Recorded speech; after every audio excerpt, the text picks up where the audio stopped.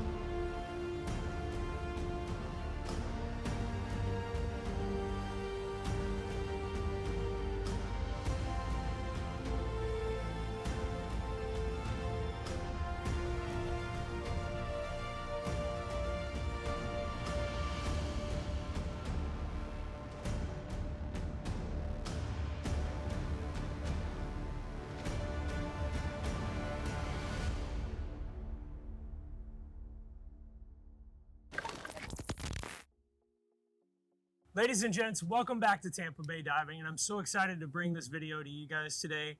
I'm here down in Key Largo with my good friend Sharky from Sharky's Underwater Expeditions, and he's here to tell you about an experience that he offered to me that he opens to the general public so you can experience it as well. It's a deep dive into history, and guys, it's freaking awesome. Sharky, how you doing today? Good, buddy. How you doing, man? Oh, man. After a week in Key Largo diving and then your experience that you offered me, guys, we dove the Mark V suit and helmet, and if you know anything about naval history, you know what that suit's been through throughout the years, and to me, it was one of the best dive experiences I've ever had, and it was an awesome thing just to experience for myself, just to see how divers who originated within this sport and who were doing this professionally in the Navy and even some commercial divers, how they felt and operated in that suit underwater. It's pretty cool. Yeah. So, Sharky, tell everybody at home who may not have heard of you or who doesn't know you yet, how you came into this with the Mark V suit, how you got a hold of them, how you started offering this experience. Well, actually, how it all started was about 20 years ago. I'm also a retired firefighter paramedic from St. Charles County, Missouri. And I took a class on hyperbaric medicine from Dick Rakowski at Hyperbarics International. And one of the things that he got to give as a free little caveat of taking his hyperbarics class was a dive on the Mark V. So at Sharky's restaurant there in Key Largo, there used to be a ladder. The ladder I have now, Dick gave me that ladder because he's giving me the items that I need to, keep this memory and this fun stuff going. So kind of like a passing of the baton. Passing of the baton. He's 94. He's going to be 95 this year, and he's been a great mentor.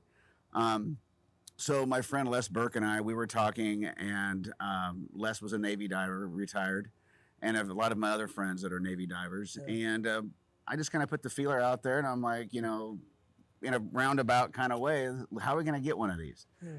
So we roundabout found it, and it was in Long Island, New York. And we flew up there and we looked at it, and it was a working unit.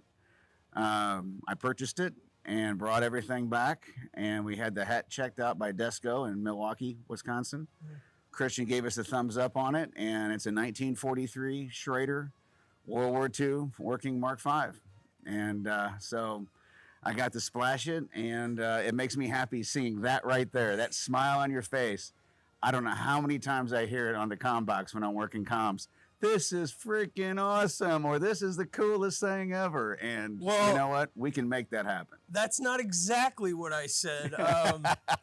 When I was underwater, guys, I wanted so bad. I was like, is there any way to put a GoPro or a mic in this helmet? I did there's not enough room in the helmet to get a good GoPro shot, and there's I didn't want to risk the mics in case, of a flooding incident. I didn't want to risk the mics getting damaged, but I said this is effing awesome and screamed a bunch. I was just, guys, if you could see my face when I was diving it, I had a smile on my face a mile wide. I think it's second to my kids being born, and that's about it. Yeah, it's pretty cool.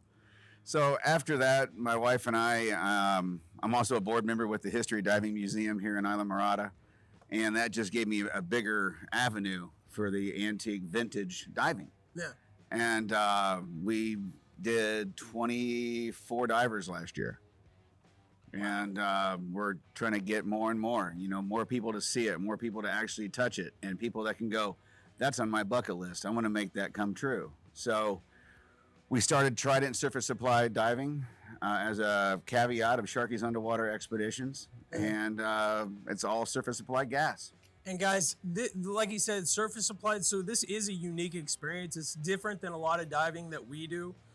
Even technical diving, rebreather diving, recreational diving, you've all got cylinders on your back. This is different. This is what commercial divers use and the old military divers use. So they're pumping air to you in the suit from an umbilical cord at the surface. So this is something you won't get to do anywhere else. It's a whole new level of experience. You're not really diving, because how much did you say the suit weighs? Right around 190 pounds of brass and lead. 190 pounds. You're walking on the bottom, but it is so cool. Even because we were over at the lodge doing it, and I went under and I found the lodge and I saw the cannons down there. And I was like, is this what they felt like in the 60s and the 50s? Like, this is just freaking awesome. I felt like a big kid again at Chuck E. Cheese. It is. Yeah. It's a lot of fun, and bringing in, I got one of my really good friends, Brett, is here. He's a retired Navy diver, and he had a ball. I've had commercial divers that have always wanted to do the Mark V, but they've done all the Kirby Morgan hats and everything else for work in the rivers or in the Navy or inland or offshore. And just that's the most nostalgic piece of history, that you see is the brass Mark V. Yeah. And that's a good point. You brought down Brett, who's awesome. We know him, even though he's from Georgia and he probably says pecan rather than pecan.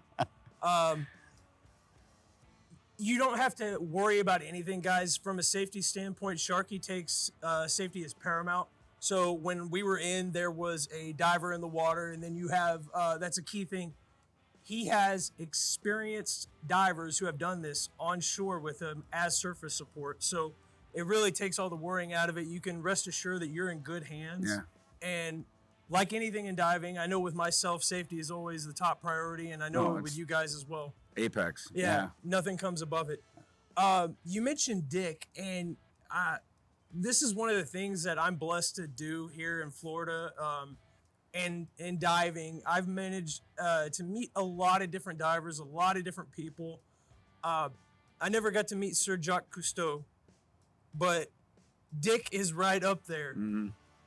The wealth of knowledge, we had dinner with him the other night, the wealth of knowledge that is in that man's head. Oof. I was just picking his brains, asking him questions, and he would go into a deep dive and just start explaining stuff. And I was like, oh yeah. But I didn't have a pen and a paper on me or an audio recorder. I was trying to take mental notes as much as possible. But he's seen some stuff and been through some stuff. He was a deputy director of NAUI's diving operations for 35 years. He has a glacier named after him. I think the correct term would be, correct me if I'm wrong, a pioneer in the diving industry. Oh, most definitely. Especially in hyperbaric chamber medicine. Chamber medicine, nitrox, him and Dr. Morgan Wells. Yeah. They brought that to the recreational realm, so that's where you get nitrox from. They were the first ones to invent and copyright the membrane system, but he's never followed up on it. He wants everybody to have safe dives and be safe, and that's the number one thing. And you kind of surprised me with meeting Dick. That was an awesome surprise. I wasn't planning on that. I wasn't even sure he was down here. Mm-hmm. So, but he's a local in Key Largo or Tavernier. Yeah. So everybody who's everybody in diving, all the pros, the shops, everybody knows Dick down here. So that was an awesome experience. And he's still going strong at 94. Every Friday night, my wife and I, we have dinner with him.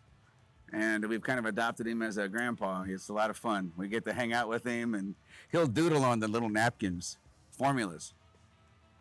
and he'll go, okay, this is tissue compartment on how the Navy did their Navy tables.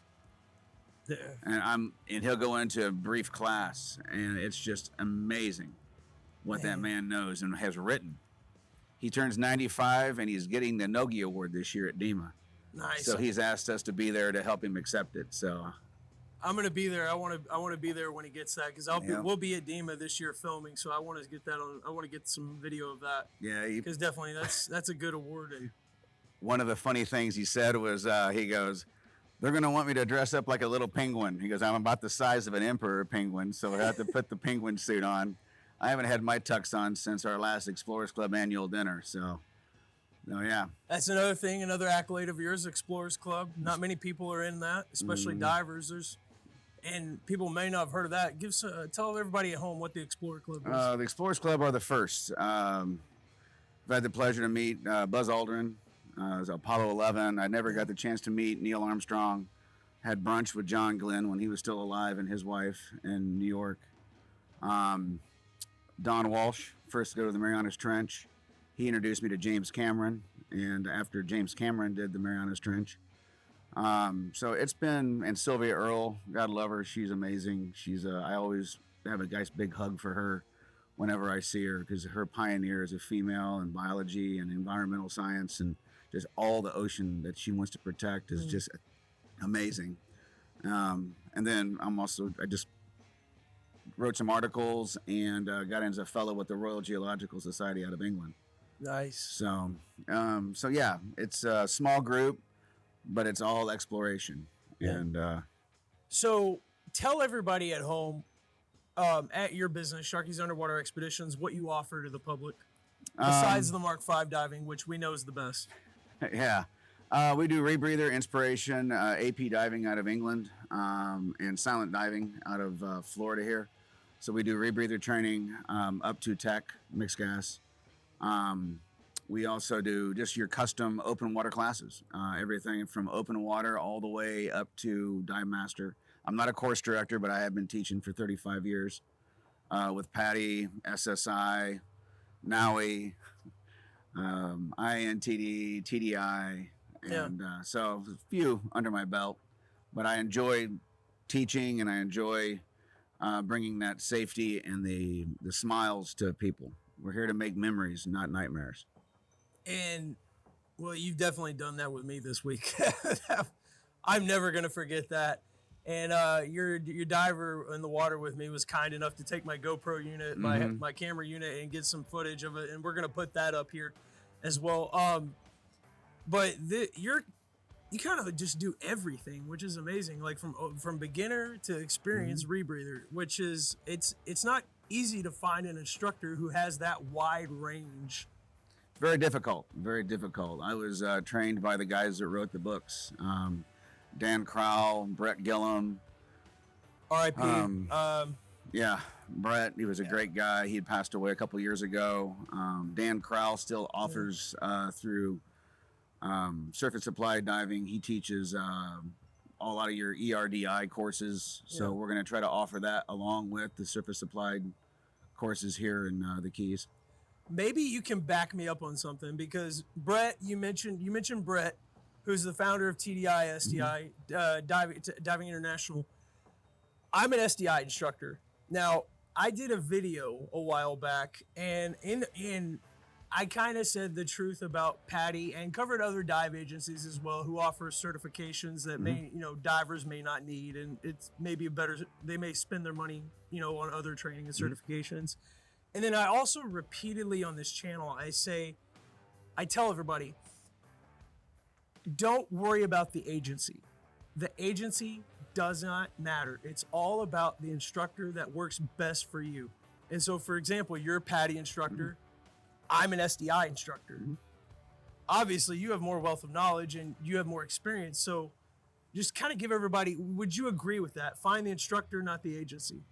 Yeah, actually, there is a lot of truth to that, because you can run across some really good instructors that have got the knowledge, not just book knowledge, but actually going out and doing it. Like I tell my students, I said, I can teach you everything I know, But the real teacher is Mother Nature, actually going out and diving. Don't let your gear sit. You know, you bought it or you're renting it or you're going on a trip. Get out there and experience it. Yeah. You know, I know we had talked about off and on that you do some cave diving and that kind of stuff. Cavern. Oh, cavern. I don't get into caves. For me, that is unfortunately, I know too many cave divers who have passed away. And like you said, like I'm up in Tampa, so I'm close to cave country up there, just a couple hours away. For me, I get why some people would love it, but for me, I just don't see, it doesn't appeal to me. I guess the way, for me, my favorite types of diving are wrecks and spearfishing. Like those are my two niches. And I say every diver finds their niche, what they love. Mine are those two. A lot of people up in Tampa love cave diving. I just don't get it. To me, it's all rocks and silt. Yeah. It's like, now I have said I have a buddy, Alex up there, who's an instructor and a cave instructor, technical instructor. And he swears for 3 years now he's going to get me into it. And I told him the only way you would do that is if we were in cenotes and I would take an intro to cave course with you. Yeah. That's the only way. That's the only thing I would be interested in seeing. So, but yeah, cavern, I do it all up there, but those are huge rebreathers. Yeah, they were a lot of fun. And I did finish my full cave just to have the knowledge for deep wrecks. Yeah. That is one of my passions is big rusty stuff that used to float. Yeah. You know, and finding shipwrecks. And so my friend Becky Kagan shot. We were on a assignment in Truck Lagoon many years ago, and there was a bet, and I can't remember what the bet was, but I lost the bet, and so I said I'll do a cavern class because I was the same way, just wet rock. And my buddy Dan Crowell, who's got tons of dives, you know, from the Seeker, he owned the Seeker going out to the Andrea Doria, and he goes, "Be careful, it's just a cave. It's a cave. Be careful." And so we got out there, we did a cavern, and I really enjoyed it. But then I'm like, wow, a lot of the lines and a lot of the, you know, rules of thirds and same thing we use in wreck diving, I can implement from cave diving. So I enjoyed it. And so I just asked the owner of the shop, Depth Perception Dive Center in Tampa, Scott, I go, let's keep going. And I just kept going with my cave, finished it. And I'm getting goosebumps right and now. It was cool. It was really cool. But then after that, I went to the Baltic with a German team and was diving the Graf Zeppelin, Hitler's aircraft carrier in the Baltic. What was that like? Absolutely awesome. Cold? Yeah, Baltic. And then we got to do a burial at sea on the Wilhelm Gustave, which was Hitler's cruise ship. Man. So that was pretty cool. So don't like Hitler, but love history. So that must have been. And the ships were cool. Yeah, I mean, I can only imagine. I've never been down there. The Graf Zeppelin, the teak for the landing, for the carrier deck, 18 inches of solid teak. Dang. It was impressive. They bombed it 68 times, and you can still see the burn marks. That is impressive. What were the conditions like down there? Cold, dark, and deep.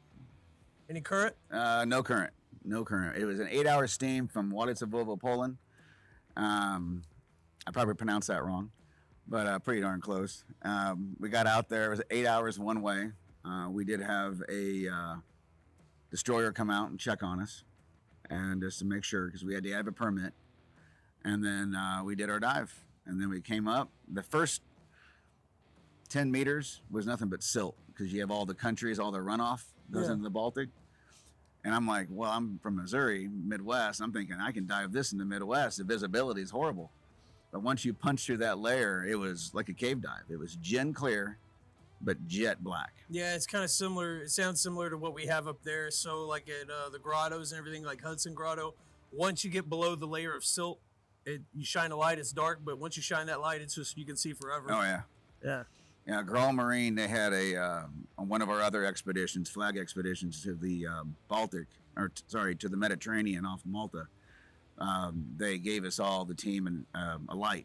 And Graal Marine does ROVs. They're all based out of Poland. And it's an 18,000 lumen light. And it would punch through like it was... What depth were you at again? 100 meters, 300 feet. Oh, wow. How many of you guys have ever dove at 300 feet? I haven't hit that yet. When I do get a new rebreather, that's one of my goals. but it's a slow and steady process. You just don't go down to 300 on your first try. No, you want to work your way down to it. Yeah. You know, Like incremental dives. Yeah, train yourself, get everything ready. If you're adding a camera, make sure you dive with that camera. If you're doing a dry suit, which one of my sponsors is Otter Dry Suits out of England. JJ's awesome when it comes to his dry suits. I think they know dry suits pretty well, given how cold it gets up there in the English Channel. Yep. So yeah, it's phenomenal. Yeah, we were talking the other night, and I've never dove the English Channel. I've always been afraid to, because there are still underwater mines there from World War II that occasionally wash up on shore. Yeah. So I've never done that. I have dove on the Atlantic side of the Irish Sea. Okay. So on the red side of on the west side of the Atlantic. That is cold water. So man. Yeah. What a fascinating. But everybody hasn't seen. But behind the scenes here, I've been picking your brain all weekend. It's been a good week of just exchanging dive stories, getting out, doing some dives. So, what brought you from Missouri to Key Largo? Well, I've been diving for. Besides the fact that it's the Florida Keys. Yeah.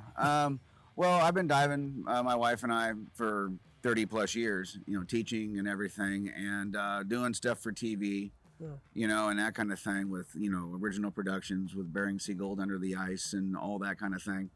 I wanted to retire. I was done, you know, I'm retired Guard Reserves out of Illinois, Air National Guard with the 183rd Fighter Wing.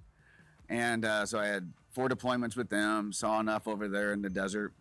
Then as a paramedic of 33 years, instructor, and so on and so forth, I was pretty much done with seeing just the sad side of it. So my wife and I, we love being warm, keyword. Yeah. And, you know, around ocean. So we call it our hydrotherapy, under it, on it, or around it. And so we really enjoy it. And I was done. I was ready to actually progress more with my captain's ticket. And I just finished my 200-ton captain's rating. And just want to keep going, you know, and just be in the warmth and the Keys and the tropics. And I love Florida. And so I just said, we just made a gutsy move and just uprooted everybody and brought the entire family down. I mean, obviously Florida, I'm looking around, guys, there are palm trees and a pool behind me. This is why we live in Florida. An awesome diving, awesome weather. The only downside is hurricanes. And the tiki. And the tiki. We're gonna show everybody that, and Bob. We're gonna show Bob. You just have an amazing collection of dive stuff. I think one day you're gonna open your own museum. Yeah, maybe. I don't know. You've got enough. You've got enough stuff. I got people asking me, when am I going to write a book? And I don't know. I don't like writing, so I need to find a ghostwriter. So. When you do, I want one of the first copies autographed. All right. And I'll read it, and I'll get through it in a couple days, and I'll let you know. And that goes back to what we were talking about. I don't know if you've read it yet, but there's an awesome book that came out called Chamber Divers. Mm-hmm. And it's about the history of, mainly on England's side. They also cover some of the early stuff during World War II, what happened with Germany and Italy and their diving experience with equipment and just what they did. That was an awesome book, and I didn't plan on it, but I just read it before I came down here. Yeah. And then all this history, diving the Mark V and everything, it just blended all together really well and gave, just appreciation for the history of it. Yeah. And you're actually now, I think, my favorite instructor. And thank you. There's a couple of different reasons. One, you're a great guy. You're nice. You're patient. We had 2 other gentlemen come down and do the Mark V dive with me. One drove from my area, Bradenton, and just south of Tampa. Another guy came all the way down. He drove from Mobile, somewhere in Alabama. Yep. So people come from all over. And you're a unique instructor. You've got the military background, the firefighter paramedic background, plus 30 years of diving. You don't come across that very often. No, I get that. Number one thing I get to hear is people go, "What haven't you done?" Yeah. And I would say bungee jump and hang glide. I've never been hang gliding, but I can get you a bungee jump if you want to go to Las Vegas. I think my old decrepit hind end and snap, crackle, and pop would No. not really go So with that. when Dima goes back to Vegas, we'll go bungee jumping. Oh boy. Just don't eat beforehand. I bet not. Yeah. And don't drink anything. Uh-oh. Because it'll come out. Especially if you have a fear of heights. I'm not the biggest. That's why I took up skydiving for a short time to get over it. My dad and I skydived together for a couple dives and just to get over that. But yeah, I'm still kind of, it's not my forte. Oh no. I don't mind going deep. 500 feet. I've done that underwater. But we're natural adrenaline adventure seekers, so you got to do it at least once. Yeah. Just like at the Explorers Club, we have our exotics when you eat all the weird critters, like tarantulas and Madagascar hissing cockroaches and all this. And my wife won't eat it, but she'll go be the first one to go get me a plate of it and say, "Here you go." Your wife is, she's funny and she's amazing. Mm-hmm. So tell everybody at home, if they want to get in touch with you, they want to do any experience, they want to teach and take a class, do the Mark V dive, go out on a charter, how can they get a hold of you? Well, for one, we have 2 websites, one under Sharky's Underwater Expeditions, and the other one is diveamark5.com. Okay. So they both have their own website. You can get my information. Just call my cell. I'm easy to schedule with. I make it very simple to get me pinned down to go, okay, we're going to do an open water or private for a family or something like that, or do a Mark V dive, so. And tell everybody what you have upcoming in the future. What kind of classes, experiences? Well, one of the trips, I'm also co-owner of a dive shop in the Great Lakes. And so we've got San Salvador Island in January coming up. We're going to be doing some classes and just having some fun diving when we travel. We're also working on some Bonaire trips, just for recreational. Can't go wrong with Bonaire. Pseudo tech, because if I'm taking my rebreather, we'll go dive the Windjammer. So we can get out on the Windjammer, which is a nice early 1911 wreck, if I remember right. Yeah. It's really nice. Awesome dive. Anything that floated, I like to dive on it. So, I'm the same way with wrecks. I'll dive a tugboat. Yeah, I mean, there's so many different things. But the Mark V, we've got another one coming up. If you look on the calendar, we have it already planned.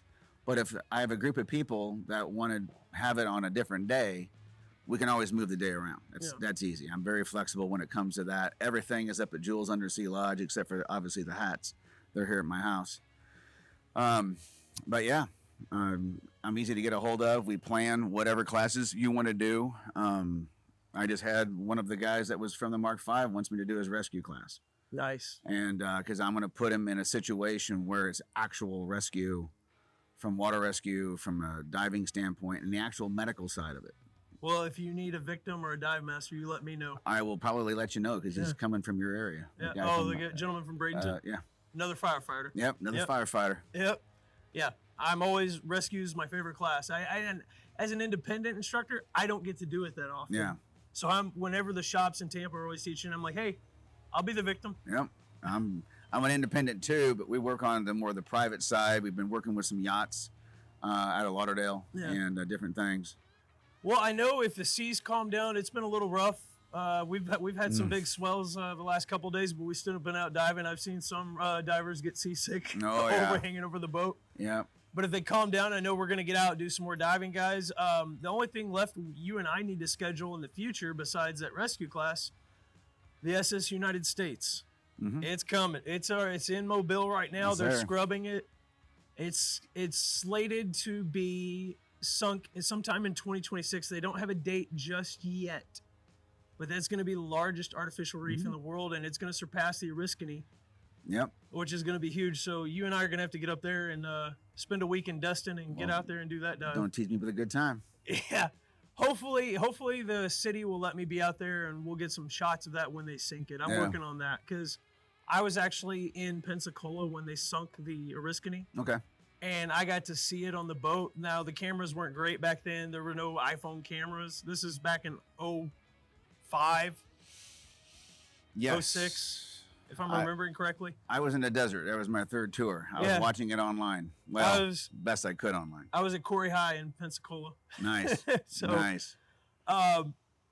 Yeah, that was an awesome sight to see. I wish to God the video cameras would have been better back then because I would have got some awesome footage. But I was just on board, just watching it. I've had a lot of people ask me in the tech realm, am I going to be there or something like that? And I would love to be there just to dive it once it's settled and they do their blessing to make sure it's safe for all the divers. Oh, no, you're going to have to be up there with me when they sink it. No. Oh, that'd be fun. 2 trips. Well, you know what? We could just maybe talk to, was it Michael Barnett and those guys that see if we can write it down. Woohoo! Oh, man. That'd be a trip. They're just based on the size of the pool of that ship when it goes down. Oh. They're going to be a few hundred yards away when that happens. Yeah. They set, what they do is, guys, they set charges on the ship. They cut holes, obviously, to help it stay balanced. So when it goes down, it's standing as upright as possible. But then they're gonna also plant charges on it, and they're gonna implode it just like they did on the Oriskany. And you're just gonna see it just start to slowly sink. And there's videos of the Oriskany. Mm-hmm. They're not great quality, but you can see them on YouTube. Just look it up, Oriskany sinking, USS Oriskany, and it's a fun sight to see. Yeah. Just even standing on a boat. Now, if I could put cameras on it. Oh yeah. And I would gladly sacrifice a GoPro with the deep underwater housing. Yeah. I gladly sacrifice that just to see it. I mean, you're going to get some cool shots of it going down and then just sand explosion when it hits. So wasn't there, I want to say there was some footage of the Spiegel that was like that. They used one of the old style can cameras. I'm going to talk to my buddy Frazier. I know they did it with the Lady Luck. Captain Slate. Yeah, they did it with the Lady Luck as well, just off of that's a nice dive. Pompano. Yeah. I like that dive. You've got cards dealing blackjack. Sharks dealing blackjack. I went out. My buddy Jeff owns South Florida Diving headquarters. And my friend Aria and my buddy Matt's up there now as a captain. He was a good, awesome dive guide and captain. And we went out one time and we dove it. And they're like, come on, Shark, you got to come out and dive this. And so we did. And it was absolutely awesome. I've been invited to dive that wreck so many times.